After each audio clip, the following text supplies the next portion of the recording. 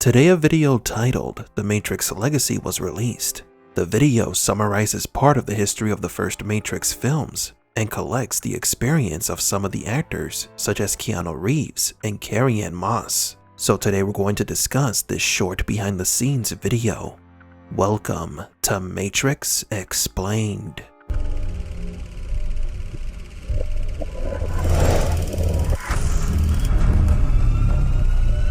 Welcome to the desert of the real.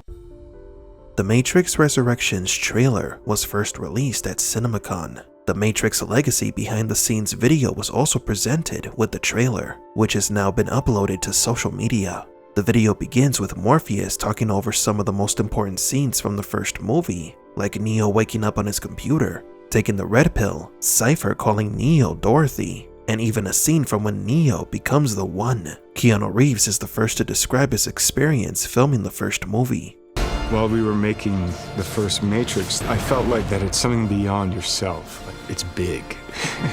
Keanu's preparation for the movie included reading books on philosophy and going through physical training that few actors would have done for the movie. It was definitely something different from his other movies. We then move on to the scene of Trinity sitting with a laptop in the hotel room. This is one of the most iconic scenes in the trilogy, the introduction of Trinity. Carrie Ann Moss describes her experience. The experience of making the movies was such a transformative time in my life. It was such an opportunity of a lifetime.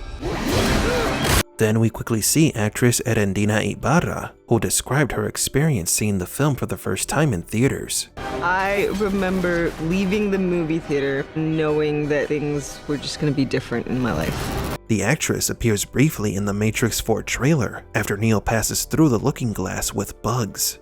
Next are the expressions of Jessica Henwick. You can't quantify how much it changed the world. Henwick plays Bugs, a possible red pill. There is no doubt of the impact that the Matrix had on our society in the past 2 decades. It became one of our modern myths that contributed to the understanding of our reality. So what Henwick mentions is true. Few franchises have accomplished what the Matrix accomplished. Then comes Max Ringmelt, one of the actors who previously worked with the Wachowskis in Sense8. Walked out of the theater and thought to myself, finally somebody gets me.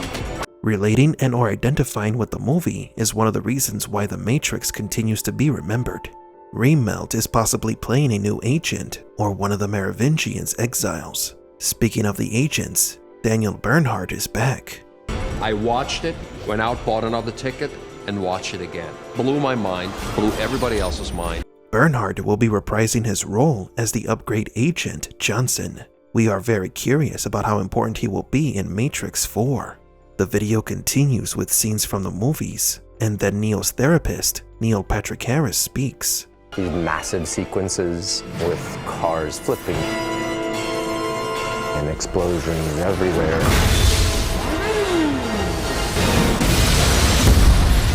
Bullet time. Visual effects similar to bullet time and other technologies were relatively new at the time, but nothing managed to revolutionize the industry with these techniques like the Matrix. Harris is one of the new faces of the Matrix, and he will play a fundamental role since we saw him in multiple scenes of the trailer talking to Neo. Yahya Abdul-Mateen II talks about how much he was impressed with the movie. Slow motion, man. That's the most iconic thing that I remember. Neo dodging the bullets. Mateen confirmed through his social media that he is playing Morpheus, or at least a new version of the character. Moss returns, talking about the phrase that she helped make iconic. I never thought dodge this was going to be a big deal. Dodge this. The phrase is not only one of the coolest one-liners in the movie, but it shows that another red pill, apart from the One, can defeat an agent. Then we move on to see the return of one of the most powerful red pills, Niobe. I was like, oh my god, this is amazing. Jada Pinkett Smith has yet to be seen in the movie trailers, but her wardrobe in this video makes it seem that her scenes will take place in the real world. She is not wearing typical red pill attire. She is dressed in fabrics and colors of the inhabitants of Zion. Reeves talks a bit about the philosophy of the film, followed by Harris. The ambition of its thought. I'm amazed at their point of view about reality and about the human brain. Then Priyanka Chopra comes in.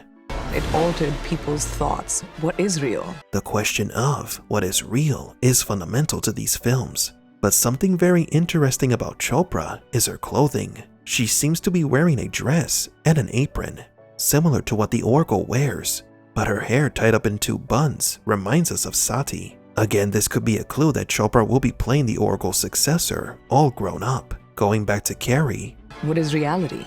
Even in my own life, just looking around and being like, oh my God, we're in the Matrix. I would literally think that. What she mentions is one of the issues that has impacted the world after the premiere of The Matrix. Thousands of people do believe that we live in the Matrix, including respected scientists and business people. Maybe we do live in a simulation, and The Matrix was the movie that implanted this idea into modern society. Now comes Jonathan Groff. It's sort of impossible to articulate how it's seeped into our minds and culture. I can't even remember not having seen it. I can't remember my life before the world of The Matrix. Groff appeared in the trailer talking to Neo about returning to The Matrix. We've theorized that this character could be either Deus Ex Machina, a new agent, or even Smith. But what is believed is that Groff could be one of the antagonists of the film. Next, the video talks about how The Matrix impacted pop culture. Iconic phrases like a glitch in the Matrix are part of our language now. The Matrix as an idea has lasted 20 years. People use terminology like, are you going to take the red pill? You're either gonna take that blue pill or you're gonna take the red. Everything entered pop culture and stayed. We say a glitch in the Matrix, the fact that that's a part of the lexicon. Toby Onramir shows up, who has also worked on Sense8.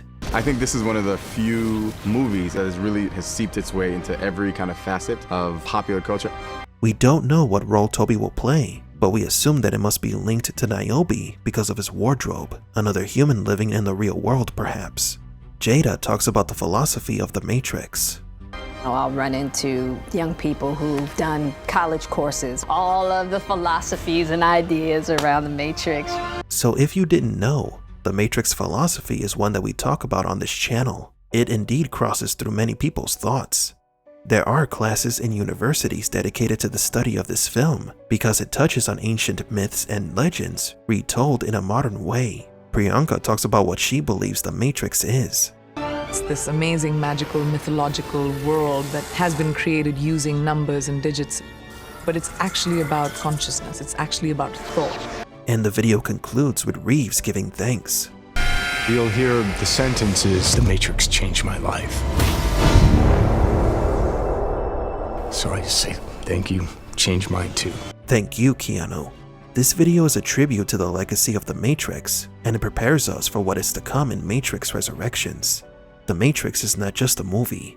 As the actors mentioned, it is a story that has marked a generation, and it will continue to do so after many of us are gone. Matrix Resurrections promises to bring back questions like what is real, the human consciousness or purpose, and maybe give us new insight, just as the first film did more than 20 years ago. But do you agree? What did you think about the actors' expressions about The Matrix?